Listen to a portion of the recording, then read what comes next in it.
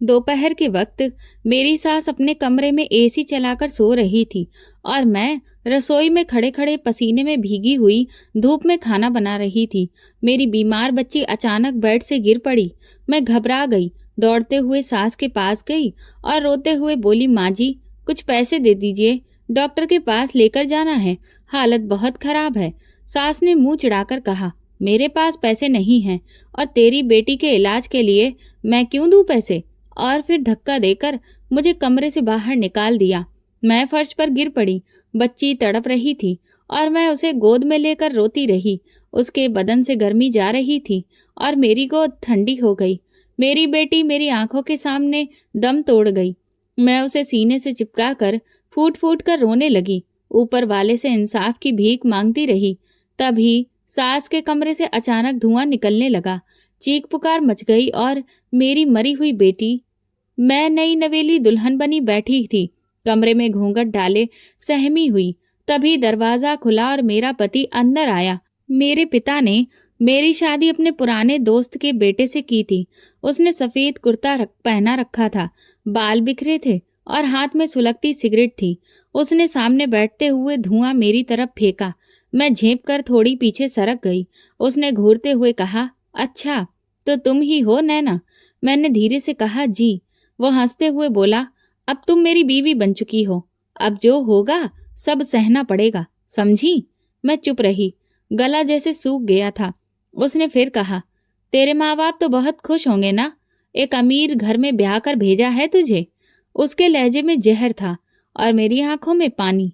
अगली सुबह मैं उठी, तैयार होकर आईने के सामने खड़ी थी। चेहरे पर मायूसी थी, आंखें सूजी हुई थीं। तभी सास कमरे में घुसी और बोली, नीचे आ जाओ, सब नाश्ता कर रहे हैं। बहू बनकर आई है, बीवी बनने का सपना बाद में देखना। मैं चुपचाप उसके पीछे चल दी। नीचे पहुंची तो पूरा परिवार नाश्ता कर रहा था, मगर किसी ने मेरी तरफ देखा तक नहीं। सास बोली, रसोई में जा और चाय बनाकर ला, 1 कप और 2 चम्मच चीनी, समझी? मैं सिर झुकाकर रसोई में चली गई और चूल्हा जलाकर चाय बनाने लगी।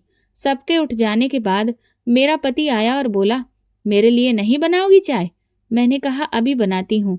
उसने कड़वी आवाज में कहा, मेरी माँ के सामने ज्यादा जुबान मत चलाना और मुझे सिगरेट छोड़ने की सलाह देने की कोई जरूरत नहीं है। मैंने सिर हिला दिया। वो चला गया और मैं फिर चाय बनाती रही। दिन यूं ही बीतने लगे। बोली जाती थी तो ताना मिलता था, चुप रहती तो इल्जाम लगता। रात को वो नशे में आता, बिना कुछ बोले सो जाता। मैं बिस्तर के किनारे सहमी हुई लेटी रहती और हर रात ऊपर वाले से बस एक ही प्रार्थना करती, मुझे हिम्मत देना। एक और सुबह वो जल्दी उठकर निकल गया, बिना कुछ कहे, बिना देखे भी नहीं।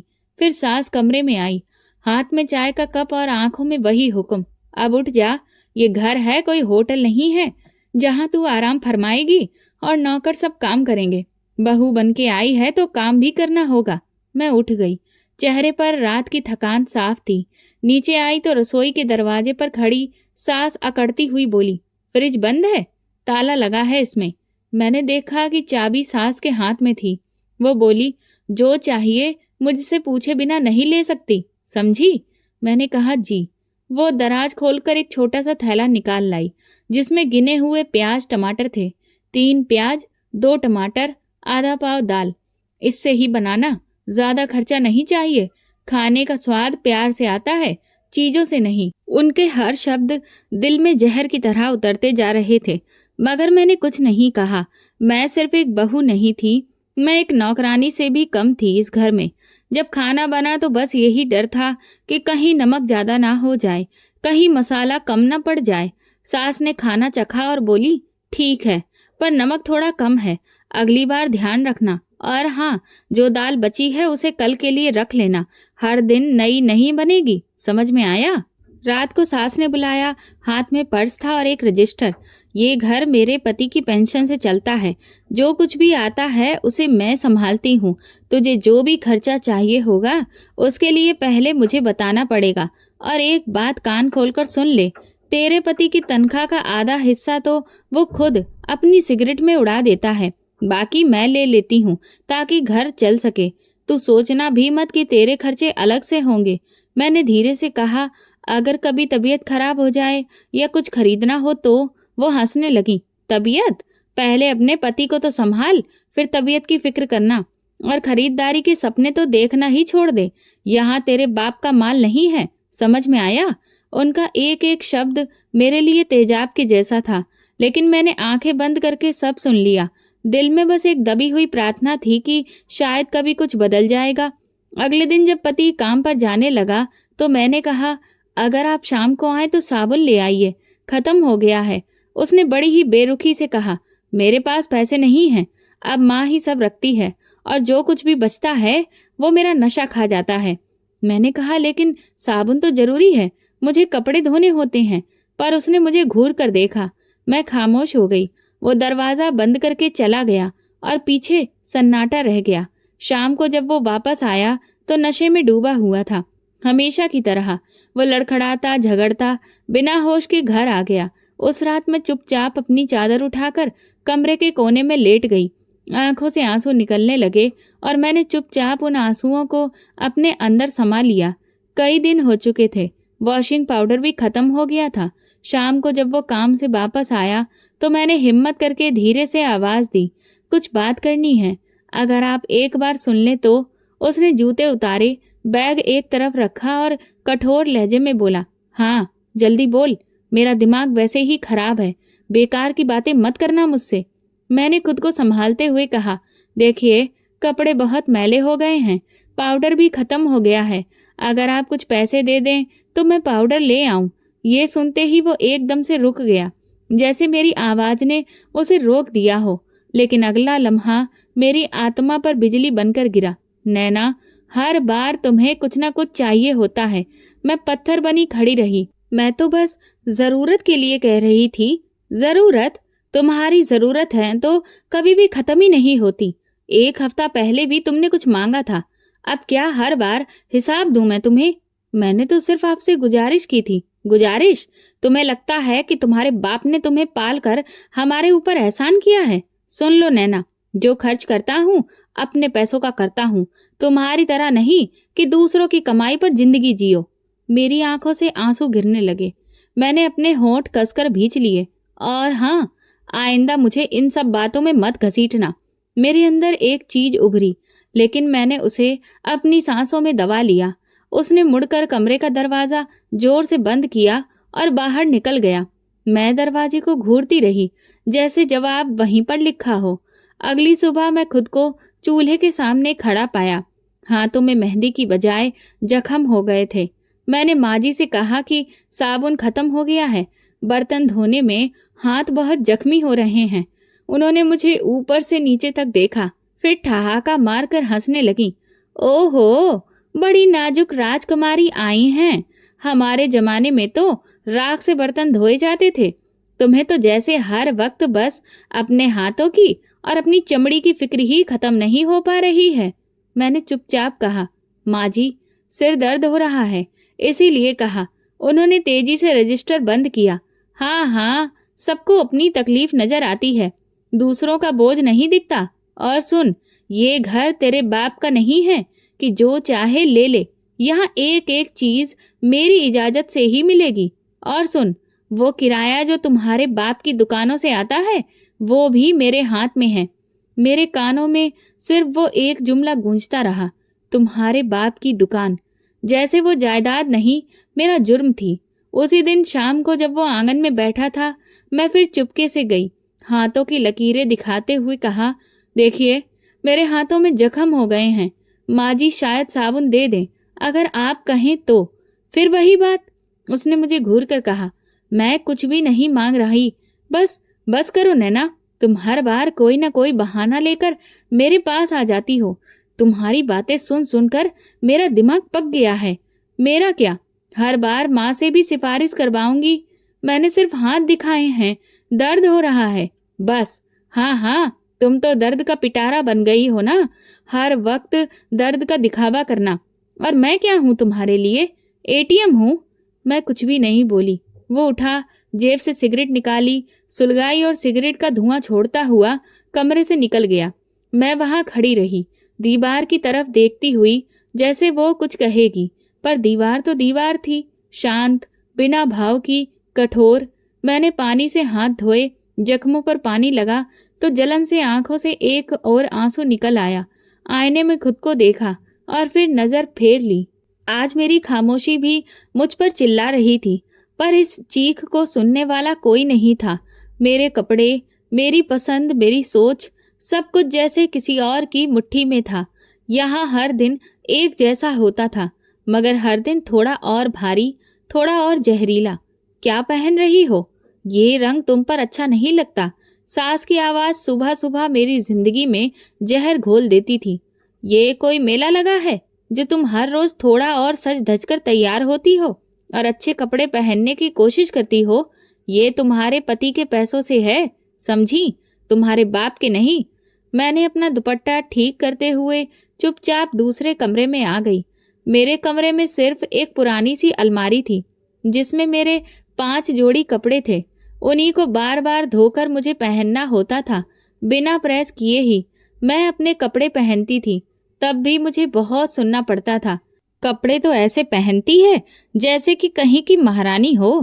कामकाज का ध्यान रखो, अपने शौक का नहीं, क्योंकि अब ये वक्त तुम्हारी फरमाइशें पूरी करने का नहीं है। पति कभी कभी आकर एक आधी बात बोलना, कभी मुस्कुरा देता जैसे सब कुछ ठीक हो, और कभी अचानक आंखों में खून उतर आता। एक शाम जब वो ऑफिस से आया, मैंने दरवाजा खोला और धीरे से पूछा, आज आप जल्दी आ गए? हाँ, लेकिन सवाल जवाब का कोई मूड नहीं है। उसने 2 टूक जवाब दिया। बस ऐसे ही खुशी हुई आपको देखकर। मैं फिर भी नरमी से बोली। वो अंदर गया, जूते एक तरफ फेंके और बोला, पानी लाओ। मैं पानी ले आई।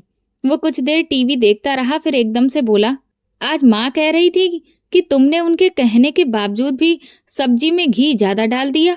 मैंने चौंक कर कहा, मैंने तो तौल कर ही डाला था। समझदारी और जी हजूरी की जरूरत है। मैं खामोश हो गई। सच में आवाज नहीं थी, सिर्फ दुख था। कभी रात को जब सब लोग सो जाते तो मैं कमरे के कोने में बैठकर अपनी माँ को याद करती। माँ का वो दुपट्टा जिसे विदाई के वक्त उन्होंने मेरे सिर पर रखा था, मैं आज भी रोज देखती। वही दुपट्टा मेरे आंसू पोंछता था। कभी कभी पति का व्यवहार नरम भी हो जाता। एक रात वो देर से आया, थका हुआ था। खाना बचा है? उसने धीरे से पूछा। जी। मैं गरम कर दूं? नहीं, ऐसे ही दे दो, बहुत थका हुआ हूँ। मैं खामोशी से थाली लगा दी। उसने 2 निवाले खाए, फिर मेरी तरफ देखा। नैना। जी कहिए। कभी कभी लगता है कि तुम बहुत चुप हो, कुछ बोलती क्यों नहीं? मैंने उसके चेहरे को देखा, जहाँ कुछ पलों के लिए नरमी दिख रही थी, फिर सिर झुकाकर कहा, बोलने की इजाजत कब मिली है जो बोलूं? वो खामोश हो गया। शायद मेरी बात ने उसे कुछ देर के लिए रोक दिया था, लेकिन सिर्फ कुछ लम्हों के लिए। अगली सुबह वही सब, वही किचन, वही गिनती की सब्जियां। सास ने मेरे हाथ से प्याज काटते हुए छुरी ले ली। ज्यादा बर्बादी मत करना, तेरे बाप के घर से नहीं आया है ये सब। मैं फिर कुछ नहीं बोली। मेरी जुबान पर जैसे ताला लग चुका था। एक रोज फ्रिज खोला तो सास ने देख लिया। किसने कहा था तुझे कि फ्रिज खोलो? कुछ लेने की इजाजत ली थी? माँ जी, मैं बस अपनी पानी लेना चाहती थी। किचन में रखा है ना, घड़े में, वही पियो। फ्रिज मेहमानों के लिए होता है, तुम्हारे जैसों के लिए नहीं। कमरे में जाकर मैंने पानी का घूंट लिया, फिर खुद को आईने में देखा। वो नैना जो शादी के दिन खुद को बहुत ही किस्मत वाली समझती थी, आज एक कैदी की तरह नजर आ रही थी। न सपने थे, न अधिकार था। हर दिन किसी और की मर्जी से जीना, और हर रात आंखों के नीचे बढ़ते काले घेरे, मानो मेरी किस्मत बन चुकी है। वो दिन किसी आम दिन के जैसा ही था। मेरे शरीर में कुछ अजीब सा बदलाव महसूस हो रहा था। कमजोरी, चक्कर, भूख न लगना। सास ने ताना मारा, काम से जी चुराती हो? जरा सा झुकने में तुम्हारी सांस चढ़ जाती है। मगर मुझे खुद नहीं पता था कि मेरे अंदर क्या पल रहा है। चुपके से पड़ोस की मौसी के साथ मैं अस्पताल गई, और जब वहां पर मेरा टेस्ट हुआ तो डॉक्टर ने हल्की सी मुस्कुराहट के साथ कहा, बधाई हो, आप माँ बनने वाली हैं। मेरे हाथ कांपने लगे। पहली बार इतने दिनों के बाद मेरी आंखों में खुशी के आंसू आए थे, लेकिन वो आंसू बहुत जल्द खौफ में बदल गए। घर जाकर कमरे में मैं बैठी रही। शाम को पति आए तो मैंने हिम्मत करके कहा, आज मैं डॉक्टर के पास गई थी। क्यों, सब ठीक तो है? जी। वो मैं उम्मीद से हूँ। वो कुछ लम्हों के लिए चुप रहे, फिर बोले, तुमने माँ को बताया? नहीं, अभी नहीं, सोचा पहले आपको बताऊं। तो अब बता दो, उन्हें भी इस बारे में खबर होनी चाहिए। ये सुनते ही मेरे दिल की धड़कन तेज हो गई। मैंने धीरे से जाकर सास को खबर दी। माँ जी, डॉक्टर ने कहा है कि मैं प्रेग्नेंट हूँ। सास की आंखों में एक चमक आई, जैसे कोई सपना जाग गया हो। अच्छा है, भगवान का शुक्र है, अब कम से कम कोई तो खुशी का वक्त आएगा। लेकिन ये याद रखो, ये खुशी तभी पूरी होगी जब तुम पोता पैदा करोगी। मैं चुप रही। उन्होंने कहा, अगर बेटा हुआ तो ठीक है, लेकिन अगर बेटी निकली ना, तो वो तुम्हारे पेट के अंदर ही खत्म करवा दूंगी। हमें पोती नहीं चाहिए, मुझे पोता ही चाहिए। ये सुनते ही मेरे पूरे शरीर में एक ठंडी लहर दौड़ गई, हाथ पसीने से भीग गए। एक पल को लगा कि मेरे अंदर जो जान है वो हिल गई हो। माँ जी, ये तो सब भगवान की मर्जी होती है ना, ये सब तुम मुझे मत सिखाओ। नैना, भगवान भी देखता है कि कौन क्या चाहता है। मैंने मन्नत मांगी है कि मुझे पोता ही चाहिए। अगर बेटी निकली तो समझ लेना कि फिर कुछ भी नहीं होगा। मैं खामोशी से वापस कमरे में आ गई। पति टीवी देख रहा था। मैं उसके पास जाकर बैठ गई। आप कुछ नाराज तो नहीं हैं? नहीं, पर कुछ भी नहीं देखा। नैना, बात सीधी है।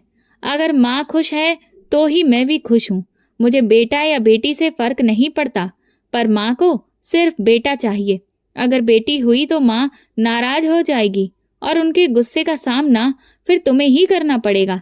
मुझे तुमसे कोई भी उम्मीद मत रखना कि मैं तुम्हें उनसे बचाऊंगा। मेरी आंखों में नमी आ गई, पर मैंने उसे दिखाई नहीं। रात को जब सब सो गए, मैंने तकिए पर सर रखकर आसमान की तरफ देखा। हे भगवान, जो मेरे अंदर है उसे सुरक्षित रखना, चाहे बेटा हो या बेटी, बस वो जिंदा रहे और सही सलामत रहे। अगले दिन माँ जी ने मुझे बुलाया। वो हाथ में माला घुमा रही थी। सुना है कि तुम्हारे यहाँ डॉक्टर ने 3 महीने बाद अल्ट्रासाउंड करवाने के लिए कहा है। जी, जी माँ जी। तो फिर सुन लो, हम तभी पता करवा लेंगे कि बेटा है या बेटी, और अगर बेटी निकली तो फौरन ही फैसला हो जाएगा। ये बात अब पक्की है कि मुझे तो पोता ही चाहिए। अरे, पोते से ही तो खानदान का नाम आगे बढ़ेगा। दुकानों का बारिश तो आखिर वही होगा ना। मैंने नजर झुका ली। समझ गई नैना कि माँ की उनके लहजे में कोई भी हमदर्दी नहीं थी। उन दोनों के मेरे दिल में ख्वाब मोहब्बत पर हावी हो गया। हर धड़कन के साथ सवाल होता, क्या मेरे अंदर बेटी है, और अगर है तो क्या वो जिंदा बच पाएगी। पति रात को आया तो मैंने धीरे से पूछा, कभी सोचा है अगर बेटी हुई तो? उसने कंधे उचकाकर कहा, मैं क्या कहूँ, मेरा तो बस ये है कि जो भी हो सही से हो, लेकिन माँ जो चाहती है वही होगा। मैं नहीं रोक सकता उन्हें। तो आप कुछ भी नहीं करेंगे अगर माँ? मेरी बात अधूरी रह गई। मैं इस बहस में नहीं पड़ना चाहता नैना, मुझे सुकून चाहिए, बहस नहीं। वो सो गया और मैं जागती रही। मैंने पेट पर हाथ रखा, जैसे आने वाली औलाद को थपकी दे रही हूँ। मैं तुम्हारे साथ हूँ बेटा, चाहे दुनिया कुछ भी कहे, मैं हूँ, तुम मेरी हो। 3 महीने पूरे होने को आ गए थे और हर दिन मेरे लिए एक सवाल था, मेरे अंदर कौन पल रहा है, खुशी या सजा, माँ बनने का सपना या बेटी होने का जुर्म। आज वो दिन आ गया था जिसका इंतजार मुझे ख्वाब किसके साथ था। अल्ट्रासाउंड के दिन सास ने मुझे खुद अस्पताल ले जाने का फैसला किया। अस्पताल पहुंचे तो डॉक्टर से पहली मुलाकात हुई।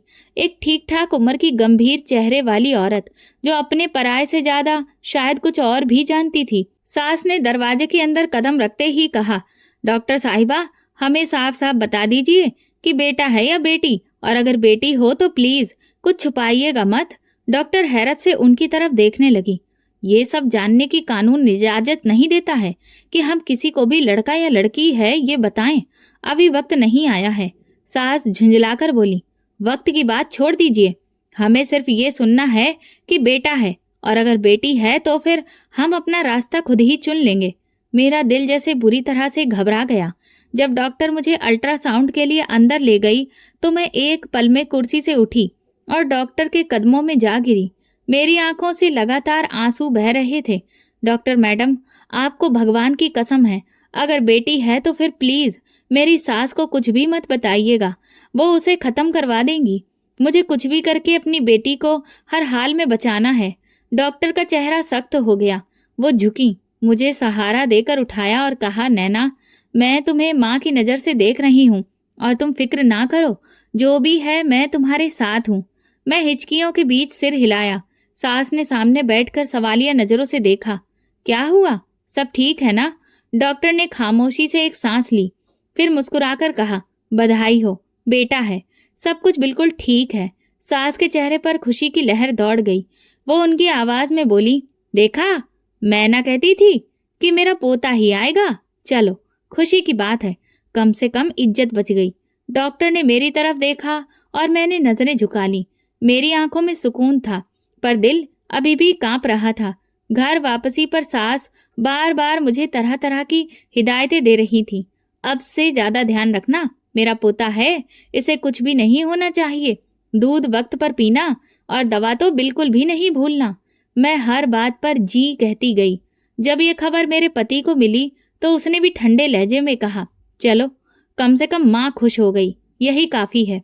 मैं रात को देर तक जागती रही। डॉक्टर का चेहरा बार बार आंखों के सामने आता रहा।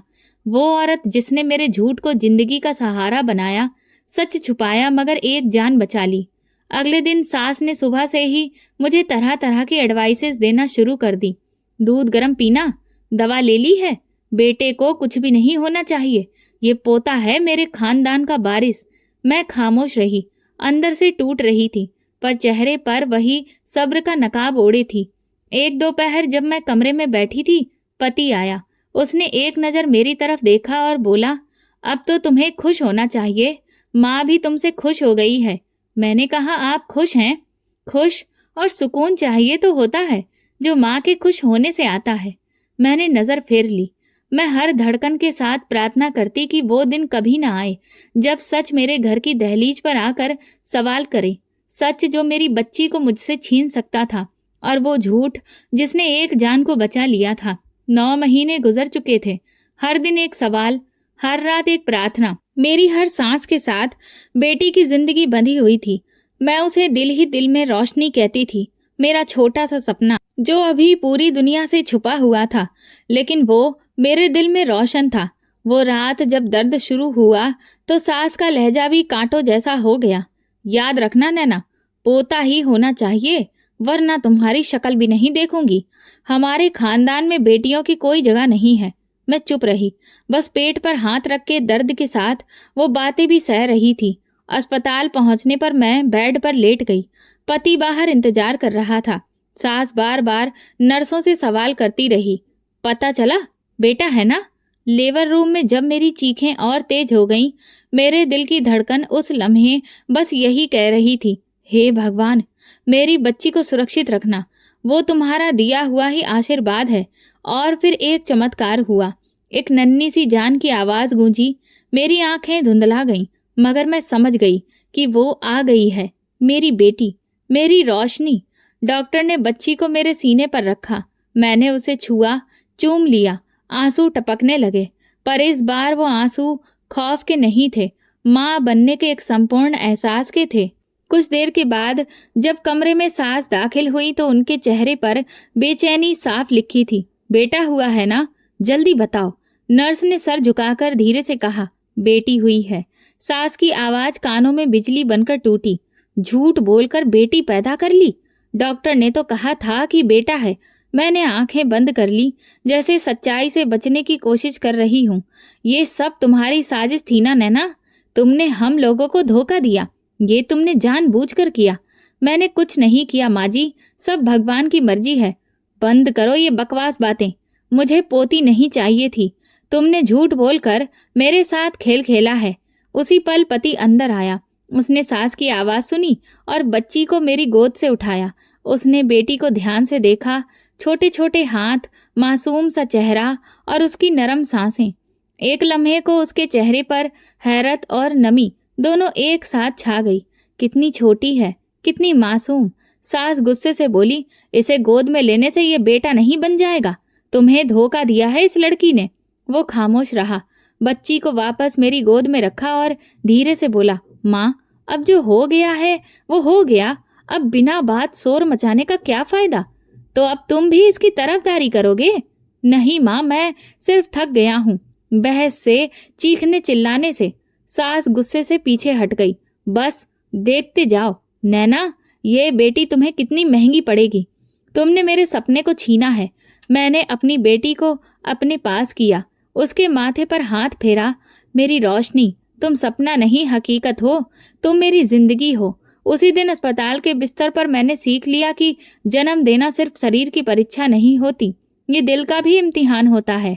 वापसी पर जब हम घर पहुंचे तो सास ने दरवाजे पर कोई स्वागत नहीं किया। ये बच्ची यहाँ रहेगी, लेकिन मेरी नज़र से दूर। मैंने जो सुना है वही माना था। झूठ बर्दाश्त नहीं होता मुझे। सास ने गुस्से में कहा। पति ने बच्ची को गोद में लिया और बस इतना कहा, मैं कमरे में हूँ। मैं चुपचाप उसके पीछे जल्दी कमरे में दाखिल होकर बेटी को बिस्तर पर रखा और खुद कुर्सी पर बैठ गई। पति ने एक नज़र मेरी तरफ देखा। तुमने डॉक्टर से झूठ बुलवाया? मैंने धीरे से कहा। हाँ। क्यों? क्योंकि अगर सच बता देती तो ये बच्ची आज इस दुनिया में नहीं होती। आपकी माँ इसे खत्म करवा देती। वो कुछ नहीं बोला, खिड़की की तरफ देखने लगा। मैंने जो किया सिर्फ अपनी बेटी के लिए किया, वो मेरी जिम्मेदारी है। उस वक्त कमरे में खामोशी छा गई। बेटी की धीमी सांस सुनाई दे रही थी। बाहर से सास की गुनगुनाहट आ रही थी, जैसे वो अब बेहोश होने का नाटक कर रही हो। रात को जब सब सो गए, मैं बेटी को सीने से लगाए बैठी रही। उसका नन्हा हाथ मेरी उंगली पर पड़ा हुआ था, जैसे वो जान गई हो कि दुनिया की दुश्मनी से बचने के लिए माँ ही काफ़ी है। बच्ची को गोद में लिए कई रातें बीत चुकी थीं, मगर नींद मेरी आंखों से रूठ गई थी। रोशनी 3 हफ्ते की हो चुकी थी। नन्हे से हाथ, नरम सा एहसास। हर बार जब मुझे देखती तो मेरे अंदर कुछ टूटने लगता था, लेकिन अब वो बार बार रोने लगती थी। पेट में दर्द, चिल्लाना, तड़पना। सास की बातें वैसी की वैसी ही थीं, बल्कि और ज्यादा कड़वी हो गई थीं। मैंने रोशनी के दूध के डिब्बे के लिए 70 रुपए मांगे। दूध क्यों नहीं पिलाती इसे? घर का है, फ्री है। हमारे जमाने में तो यही पीते थे सब बच्चे। मैंने धीरे से कहा, माँ जी, शायद रोशनी को मेरा दूध पच नहीं रहा है। वो पीती है मगर फिर वो फौरन ही पलट देती है। वो रोती रहती है। डॉक्टर ने कहा था कि कुछ बच्चों को बाहर का दूध ही देना पड़ता है। देख लेना, कान खोलकर सुन ले। अगर ये पोता होता ना तो रोज 1000 रुपए खर्च कर देती, लेकिन ये तो बोझ है। अब इसके नखरे नहीं देखूंगी। बाहर का दूध तो बहुत दूर की चीज है जो रोज रोज बाजार जाया जाए। मैं सिर्फ अपनी बेटी के लिए मांग रही हूँ माँ जी, बस। तुम्हारी जुबान दिन ब दिन बहुत लंबी होती जा रही है। याद रखो, मैं भी जिंदा हूँ और मेरे होते हुए तुम अपने फैसले नहीं चला सकती। अगर कुछ चाहिए तो अपने मायके से मंगवा लो। मैंने नजर झुका ली। दिल चाहा कुछ कहूँ, मगर जुबान पर ताला पड़ चुका था। उसी रात रोशनी बहुत रोई। मैं उसे सीने से लगाए हुई चुप करा रही थी। वो फिर भी तड़पती हुई रोती रही। पेट पर हाथ रखती तो लगता कि अंदर आग जल रही हो। उसकी सिसकियां कमरे में गूंजती रहीं और मेरा दिल जैसे हर पल खून के आंसू रो रहा हो। पति से बात की, वो अखबार पढ़ रहा था। रोशनी को दूध हजम नहीं हो रहा। अगर आप थोड़े पैसे दे दें तो मैं बाहर से ले आऊं। उसने बिना मेरी तरफ देखे कहा, माँ के पास हैं पैसे, मुझसे क्यों मांग रही हो? मैं माँ जी से बात की थी, उन्होंने साफ मना कर दिया है। कह रही है कि अगर पोता होता तो पैसे देती। अब बताइए मैं क्या करूं? पति बोला। तो क्या, मैं उनसे लड़ूं? तुम्हें मैंने पहले ही समझाया है, माँ जो कहती है वही होता है। मुझे कुछ मत कहना, मैं कुछ भी नहीं कर सकता। ये आपकी भी बेटी है, सिर्फ मेरी नहीं। मैंने कहा ना, माँ से बात करो, मुझे इन सब बातों में मत घसीटो। वो उठकर चला गया, जैसे रोशनी की चीखें उसके कानों तक पहुंच ही नहीं रही हो। रात को रोशनी की हालत और बिगड़ गई और वो लगातार रो रही थी। आंखें लाल हो रही थी, चेहरा पसीने से भीगा। मैं सास के कमरे का दरवाजा खटखटाया। माँ जी प्लीज थोड़े से पैसे दे दीजिए, दूध लाना है, बच्ची की हालत बहुत खराब हो रही है। अंदर से आवाज आई, रात के इस वक्त मुझे जगाने आई हो? क्या हो गया है इस रोने की मशीन को? प्लीज सिर्फ आज दे दीजिए, मैं सुबह वापस कर दूंगी। दरवाजा खुला। सास ने गुस्से से कहा, नैना तुमने हद कर दी है। ये कोई राजकुमारी है? रो रही है तो रोने दो। पोता पैदा करती ना तब देखती कि तू क्या मांगती और मैं सब कुछ बिना मांगे ही दे देती। चली जा यहाँ से, मेरा वक्त बर्बाद मत कर। उसके बाद दरवाजा जोर से बंद हो गया और मैं पत्थर बनी खड़ी रही। रोशनी करहाओं के साथ मेरे हाथों में जोर पकड़ती जा रही थी। अगली सुबह मैंने हिम्मत की, पति से दोबारा बात की। अगर पैसे नहीं दे सकते तो कम से कम खुद ही दूध ले आओ। मैं हर बार सास के आगे हाथ नहीं फैला सकती। रोशनी की तबीयत रोज बिगड़ रही है। उसने कड़वी नजरों से कहा, तुम मुझे मजबूर कर रही हो कि मैं माँ से छुपाकर कुछ करूं। अगर छुपाकर करना पड़े तो कीजिए, बच्ची की जान का सवाल है। उसने सर झटका। तुम अपनी बातें खुद संभालो, मुझे इसमें नहीं पड़ना। मेरे लिए जैसे हर दरवाजा बंद होता जा रहा था। उसी रात नैना को हल्का बुखार भी हो गया। उसकी आंखें भारी, शरीर ठंडा होने लगा। वो बार बार करवटें बदलती, हाथ पांव मारते मारते थक जाती। मैं एक बार फिर सास के सामने हाथ जोड़कर खड़ी थी। आपको भगवान का वास्ता सिर्फ 200 रुपए दे दीजिए, बच्ची बहुत बीमार है, मैं खुद दूध ले आऊंगी। तुम्हें शर्म नहीं आती? एक बेटी के लिए यूं रो रही हो जैसे कोई खजाना लुटा दिया हो। क्या दुनिया में बेटियां इतनी जरूरी हो गई हैं? माँ की वो बहुत तकलीफ में है और मैं थकी हुई हूँ। रोज रोज यही ड्रामा सुनने के लिए मैं नहीं बैठ सकती अब सामने। हार कर मैं अपनी बच्ची को उठाकर वापस कमरे में आ गई। वो अब रो रो कर थक चुकी थी। बस उसकी सिसकियां थीं, सांस धीमी, आंखों में दर्द। मेरी नींद, मेरा सब्र, सब कुछ छिन चुका था। सिर्फ एक माँ बची थी जो अपनी बच्ची के साथ जाग रही थी। रोशनी मेरी गोद में थी और मैं उसे बार बार थपकियां दे रही थी। मेरे पास कुछ नहीं था, सिर्फ मोहब्बत, भूख और लाचारी। और इन सब के बीच मेरी बेटी जो रोज थोड़ा थोड़ा मर रही थी। रोशनी मेरी गोद में बेसुध थी, होंठ सूखे सफेद, शरीर ठंडा लेकिन माथा दहकता हुआ। पति को कॉल किया, वो दूसरे शहर किसी काम से गया था। बार बार फोन मिला रही थी लेकिन हर बार फोन बजता रहा, कोई जवाब नहीं आया।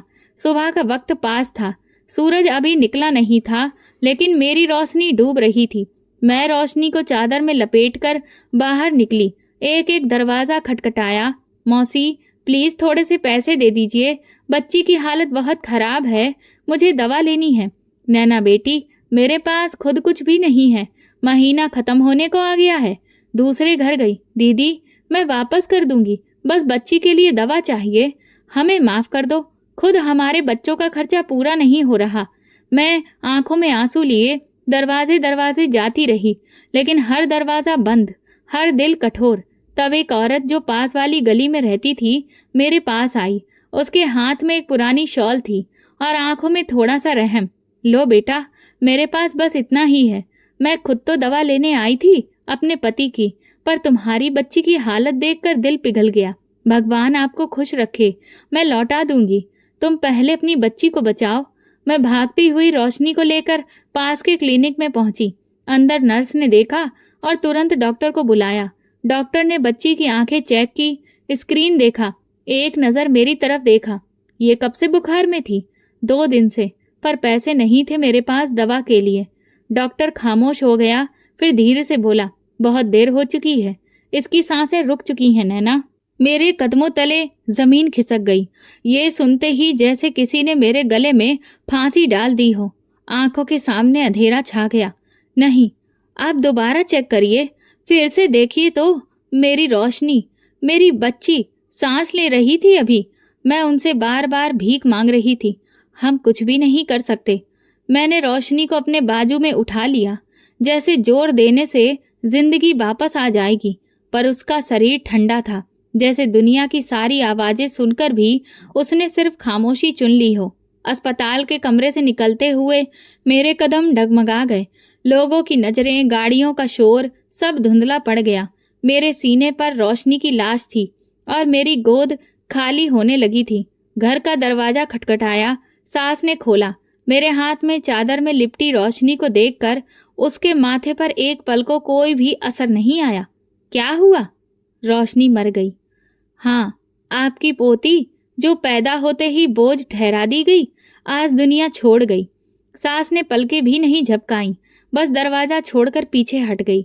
मैं रोशनी को लेकर कमरे में आई, बिस्तर पर उसे रखा। उसका चेहरा सुकून में था, जैसे वो अपने दर्द से आजाद हो गई हो। मैं उसके पास बैठी रही, उसे गोद में लिए थपकी देती रही, जैसे अब भी उसे सुलाना हो। इसी वक्त पति घर आया, थका हुआ, चेहरे पर मुस्कुराहट। कैसी है रोशनी? मैंने सर उठाया, आंखों से आंसू बहने लगे। रोशनी चली गई। ये सुनते ही वो ठिठक गया, फिर आगे बढ़ा, बच्ची को उठाया और चीख मारकर रोने लगा। नहीं, मेरी बेटी नहीं जा सकती। नैना, तुमने मुझे क्यों नहीं बताया? मैंने आपको कई बार फोन किया था, लेकिन तुमने फोन नहीं उठाया। मैं दरवाजे दरवाजे गई, किसी ने मदद नहीं की। मैं अकेली थी, बस मेरे साथ रोशनी थी। वो रोती रही, मैं रोती रही, और बीच में वो बच्ची जो इस दुनिया के जालिम मौसम में कुछ हफ्ते भी ना जी सकी। सारे मेरे अंदर सब कुछ टूट चुका था, लेकिन जुबान पर खामोशी थी। दिल में जैसे कोई तूफान उबल रहा था। सास दरवाजे पर खड़ी थी, उसका चेहरा सपाट, जैसे कुछ हुआ ही नहीं हो। मैं उठी, चादर को जरा सा और ठीक किया, रोशनी के माथे को चूमा और दरवाजे की तरफ कदम बढ़ाए। आंगन में जाकर आसमान की तरफ देखा। पहली बार इतने दिनों के बाद मैंने अपनी गर्दन सीधी की, आंखों को आसमान से मिलाया। भगवान! मेरी आवाज हल्की थी, मगर आंसुओं से भीगी हुई थी। ये बच्ची तुम्हारी ही दी हुई थी ना? तुमने ही तो कहा था कि बेटियां आशीर्वाद होती हैं। मैंने तुम्हारे आशीर्वाद को बचाया, उसे सीने से लगाया, पर तुमने उसे मुझसे छीन लिया। मेरे आंसू रुक नहीं रहे थे। मैं तरबतर कहाँ पर फिरती रही थी, लेकिन शब्द रुकने का नाम नहीं ले रहे थे। अगर तुम मुझे मेरी बच्ची वापस नहीं दे सकते, तो कम से कम इंसाफ तो कर दो। वो जो दिन रात मेरे बच्ची को मनहूस कहती रही, वो जो मुझे बोझ समझती रही, जिसने रोशनी को दूध के पैसे तक नहीं दिए, उसका हिसाब अब तुम करोगे। मेरी बच्ची तड़प तड़प कर मर गई। मैं दरवाजे दरवाजे घूमती रही और वो दरवाजा बंद करके सो गई। हे भगवान, अगर तुम देख रहे हो तो जवाब दो, या फिर खामोश रहकर मुझे भी मार डालो। मेरे शब्द खत्म हुए, पर दिल में आग और बढ़ गई। मन में खामोशी छा गई। सिर्फ पीछे मेरी सिसकियां ही बाकी रह गईं कि तभी इतने में अंदर से सास की चीखने की आवाज आई। अरे मेरे हाथ, मेरी पाँव! हे भगवान, ये क्या हो रहा है? मैं अचानक से चौंक गई और दौड़ी। पति भी उठकर आए। हम दोनों अंदर गए। सास फर्श पर गिरी हुई थी, उनके हाथ अकड़े हुए, मुंह टेढ़ा और आंखें खुली थीं, लेकिन जुबान से कुछ भी अब साफ नहीं निकल रहा था। माँ, आपको क्या हो गया? पति उसके पास गया, मगर वो जवाब नहीं दे पा रही थी। जल्दी एम्बुलेंस बुलाओ, वो मुझसे चिल्लाकर बोला, लेकिन मैं चुपचाप खड़ी रही। मेरी आंखें अभी भी नम थीं, लेकिन दिल में अजीब सा सुकून उतरने लगा था, जैसे भगवान ने मेरी पुकार सुन ली हो, जैसे इंसाफ का पहला कदम उठ गया हो। अस्पताल ले जाने पर डॉक्टर ने चेकअप किया, फिर एक लंबी खामोशी के बाद पति की तरफ देखकर कहा, आपकी माँ को पैरालिसिस का गंभीर अटैक पड़ा है। वो पूरी तरह से अब लाचार हो चुकी है। शरीर का आधा हिस्सा हरकत नहीं करेगा और जुबान भी बेकार हो गई है। अब जिंदगी भर के लिए बिस्तर पर ही रहेंगी। ये सुनते ही पति के चेहरे पर हवाइयां उड़ने लगीं। उसने मेरी तरफ देखा, जैसे कुछ कहना चाहता हो, मगर कुछ भी कह नहीं पाया। मेरी नजरें अभी भी सास के चेहरे पर थीं, जो अस्पताल के बेड पर बेबस पड़ी थी। वो जो हर दिन अपनी जुबान से मेरे लिए जहर उगला करती थी, आज वही जुबान जम गई थी। रात को जब सास को घर लाया गया, पूरा मोहल्ला जमा था। मैं दरवाजे पर खड़ी थी। रोशनी की गोद खाली थी, लेकिन नजरों में एक खामोश ताकत थी।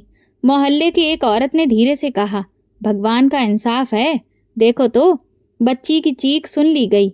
मैंने कुछ नहीं कहा, बस आसमान की तरफ नजर उठाकर देखा। वो खामोश था, लेकिन आज वो खामोशी भी मेरे लिए जवाब थी। कमरे में जाकर मैंने रोशनी का खाली झूला देखा। उसमें उसकी फ्रॉक रखी हुई थी, जो अभी भी उसकी खुशबू से भरी हुई थी। मैंने वो फ्रॉक सीने से लगा ली। पति अंदर आया, मेरे पास बैठा। मुझे अंदाजा नहीं था कि हालात यहाँ तक पहुँच जाएंगे। मैंने कभी सोचा भी नहीं था कि रोशनी को हम इतनी जल्दी खो देंगे। मैंने कहा, तुमने सोचा नहीं, बस अपनी आंखें बंद रखी। जिस दिन तुमने रोशनी की आवाज़ नहीं सुनी, उसी दिन वो हमें छोड़ने लगी थी। मुझे अफसोस है, अफसोस अब रोशनी के किसी काम का नहीं है। और तुम्हारी माँ, वो अब वही भुगत रही है जो उसने मेरे बच्चे के साथ किया। वो चुप हो गया, कुछ लम्हों के बाद उठा और बाहर चला गया। मैं झूला देख रही थी। ऐसा लग रहा था कि जैसे रोशनी अभी भी उसमें ही हो। उसकी सांसें, उसकी नन्ही आवाज सब मेरी याद में थी। मैंने हाथ जोड़कर भगवान को याद किया। धन्यवाद भगवान, तुमने मेरी प्रार्थना सुन ली। तुम खामोश ही सही, लेकिन अंधे नहीं हो। कमरे की खामोशी में वो झूला हिलता रहा। मेरी गोद खाली थी, लेकिन मेरा आंचल अब कमजोर नहीं था। रोशनी गई, पर वो आसमान से मेरे हक में गवाही दे गई। रोशनी की जुदाई को 6 महीने हो चुके थे, लेकिन उसकी खुशबू, उसकी आंखें, उसकी नरम सी उंगलियां अभी भी मेरी गोद में महसूस होती थीं। उसकी याद मेरे अंदर कहीं इतनी गहरी हो चुकी थी कि हर दिन, हर पल वो मेरे साथ जीती थी। सांस बिस्तर पर पड़ी थी, जुबान गूंगी थी, हाथ बेजान। वो जो एक वक्त में हर शब्द में जहर टपकाया करती थी, अब इशारों में भी बेबस हो चुकी थी।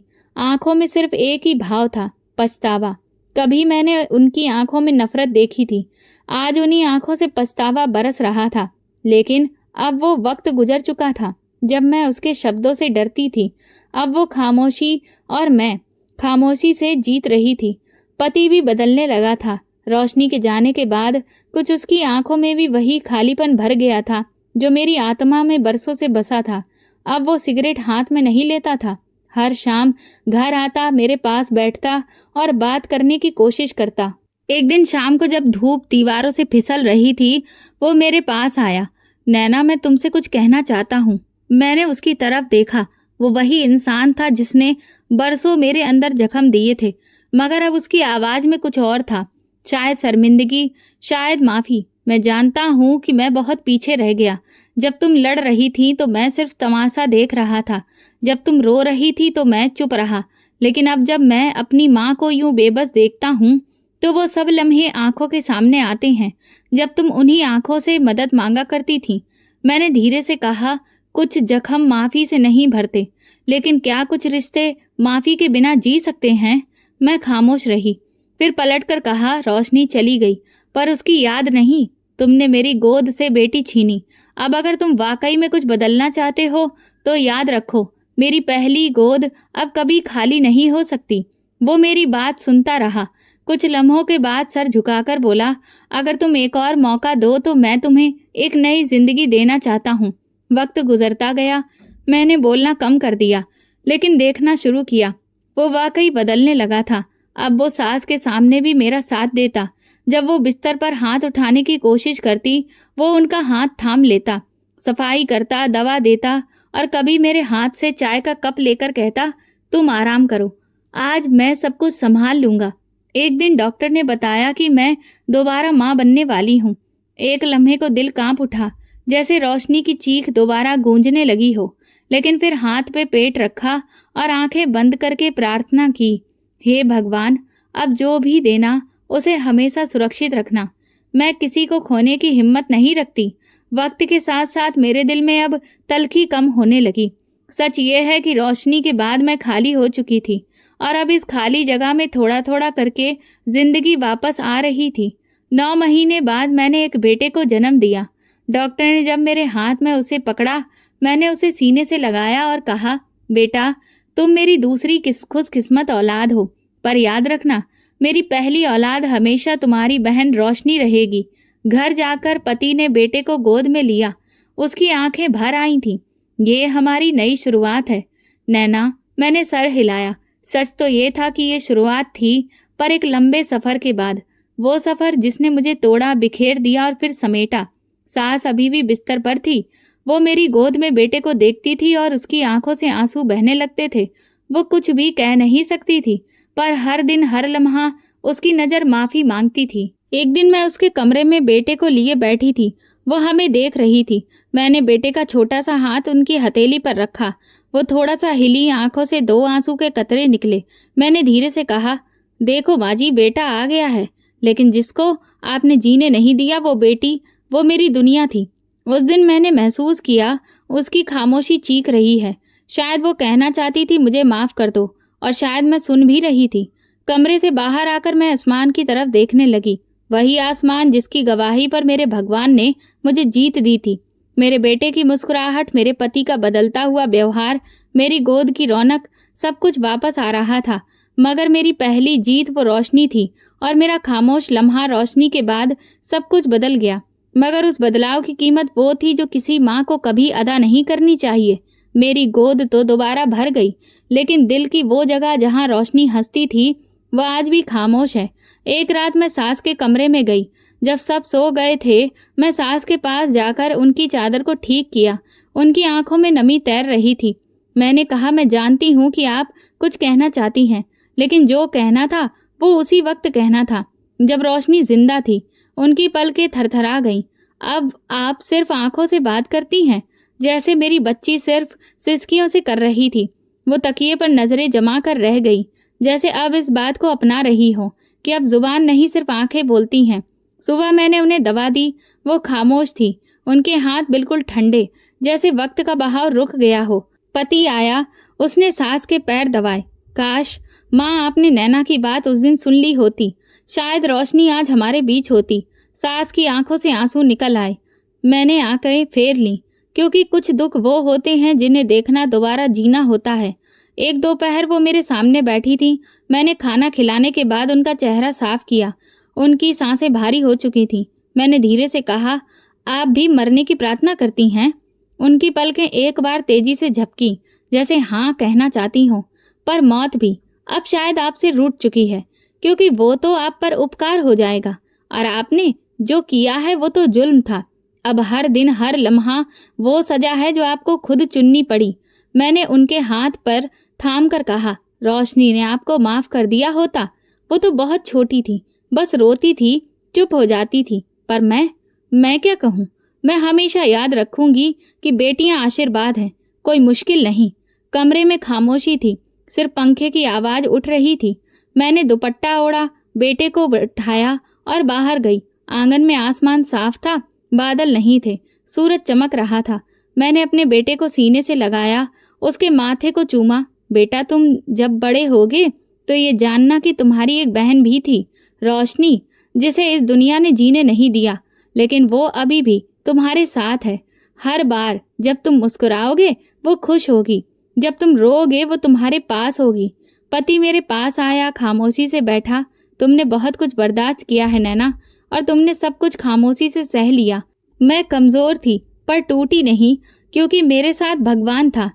क्या कभी मुझे माफ कर सकोगी?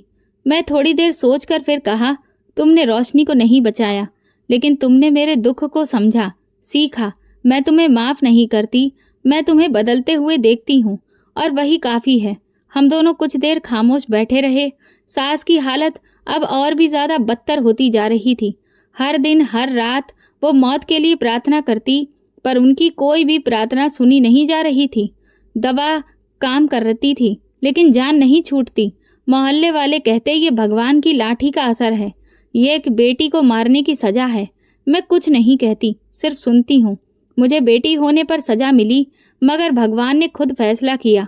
बेटी को मारा तो भगवान ने, जालिम को जिंदा लाश बना दिया। वो औरत जो बोलती थी अब चुप है, जो आदेश देती थी अब दूसरों की तरफ देखती है, बस एक पलक झपकाती है। उसकी दुनिया एक बिस्तर है और इंतजार, एक ऐसी मौत का जो आती ही नहीं। मेरी गोद में बेटा है, पर मेरी आत्मा में रोशनी है। वो बेटी जिसे मैं झूठ बोलकर पालने की कोशिश की और दुनिया ने फिर भी छीन लिया, पर उसकी याद मेरी जीत है।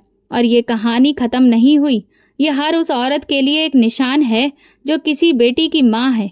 याद रखना, बेटियां आशीर्वाद होती हैं, बोझ नहीं। और जो इस आशीर्वाद को दिल से नहीं अपनाते वो जीतते नहीं हैं, वो सिर्फ मरते हैं।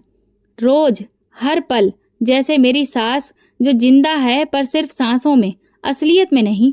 ये वीडियो केवल मनोरंजन के उद्देश्य से बनाया गया है। सभी पात्र काल्पनिक हैं। वास्तविक व्यक्तियों, जीवित, मृत या वास्तविक घटनाओं से कोई समानता विशुद्ध रूप से संयोग है। किसी भी व्यक्ति, धर्म या जाति को ठेस पहुंचाने की मंशा नहीं है। अगर आपको हमारी कहानी पसंद आई हो तो कमेंट करिए, वीडियो को लाइक, शेयर करें और हाइप दें। चैनल पर नए हैं तो सब्सक्राइब करें और नोटिफिकेशन बेल दबाएं ताकि अगली अपडेट सबसे पहले आपको मिले। धन्यवाद।